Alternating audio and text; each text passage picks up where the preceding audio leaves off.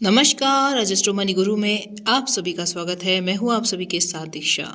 अजस्ट्रो money गुरु एक channel है जो 42 कम्युनिटीज पर काम करके आपको हर जानकारी उपलब्ध करवाता है। आज की रिपोर्ट में तेजी के बाद अमेरिकी गेहूं मक्की वायदा में मंदी के आसार। जी हाँ, चालू सप्ताह के दूसरे कारोबारी दिन शिकागो के गेहूं और मक्की वायदा में मंदी आई है। कारोबारियों और विशेषज्ञों ने कहा है कि हालांकि कालासागर क्षेत्र से आपूर्ति को लेकर व्यक्त की जा रही चिंताओं की वजह से व्यापार को कुछ सहारा भी मिला है। सोयाबीन वायदा में थोड़ी तेजी आई क्योंकि प्रमुख आपूर्तिकर्ता अर्जेंटीना में शुष्क मौसम की वजह से उत्पादन प्रभावित होने की आशंका व्यक्त की जा रही है। एक विशेषज्ञ ने कहा है कि बाजार के निवेशक लगातार एक से दूसरे कारक पर अपना ध्यान केंद्रित कर रहे हैं।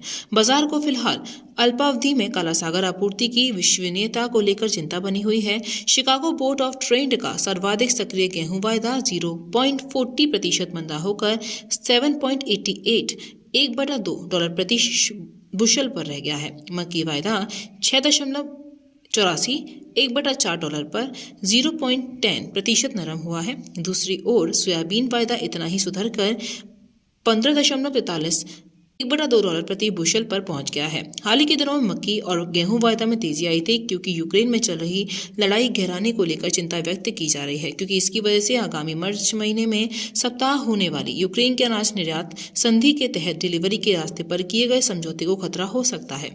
रूस ने कहा है कि जब तक हमारे कृषि उत्पादों के निर्यात को प्रभावित करने वाली रोकों और अन्य संबंधित मुद्दों को हल नहीं किया जाता है, तब तक कालासागर अनाज संधि का विस्तार देना अनुचित होगा।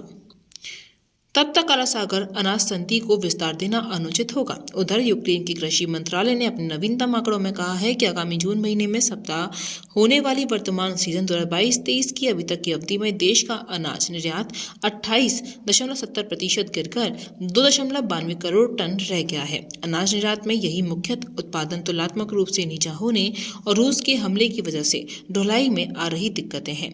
मौसम शास्त्रियों का कहना है कि अर्जेंटीना की मध्यवर्ती पूर्वी देश का प्रमुख कृषि उत्पादक है और चालू सप्ताह के आरंभिक कारोबारी दिन इस हिस्से में 5 से 25 किलोमीटर वर्षा हुई है, लेकिन पिछले सप्ताह रहे ऊंचे तापमान को देखते हुए नवीनतम वर्षा से लाभ अस्थायी ही हो सकता है।